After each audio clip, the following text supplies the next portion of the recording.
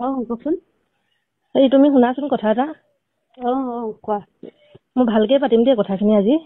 নাই কথাটো কি পাতিম ৰ'বা, মই কালি তোমালোকৰ ঘৰৰ মানুহখিনিৰ লগত মই কালি কথা পাতিলো দেই। ঘৰৰ মানুহ এইবিলাকৰ লগত নাই, মই তোমাৰ লগত কথা পতাৰ কাৰণে একেবাৰে ইচ্ছুক নহয়। কেলে ইচ্ছুক নহয়, পাতিব লাগিব। চোৱা, তুমি মোৰ মানুহজনক একেবাৰে মোৰ ছোৱালীজনীৰ পৰা তুমি মোৰ ছোৱালীজনীক একেবাৰে তুমি মোৰ ছোৱালীজনী একেবাৰে মানুহজনৰ পৰা কেলে আঁতৰাই লৈ গৈছা বাৰু কোৱাচোন? কোনে কৈছে এইটো কথা? মোৰ যে আজি কালিৰ পৰা যে ছোৱালীজনীলে না বাপেকে ফোন এটা কৰিছে, না খবৰ এটা, আজি জ্বৰ হৈছে কিবা হৈছে, তুমিতো অন্ততঃ বুজাব পাৰা তাক ন। তাই তোমাৰ লগত কথা পাতে, তুমিতো ক'ব পাৰা যে এনেকে ছোৱালীজনীৰ লগত তুমিতো এবাৰ ভিডিঅ' কল কৰি চাব পাৰে নাই ছোৱালীজনী? মই নকওঁ, মই এটা সময়ত চব কৰিব দি পেলাই তাক তোমালোকৰ ওচৰলৈ যাবলৈও দিছিলো নহয়। তাৰ পাছত মই তুমি কেলে মোৰ মানুহজনৰ আকৌ যে তুমি মোৰ মানুহজনৰ লগত আকৌ কেলে সোমালে? সি যদি ভুল কৰিছে তুমিতো তুমি তাৰ পৰা আঁতৰিব পাৰা।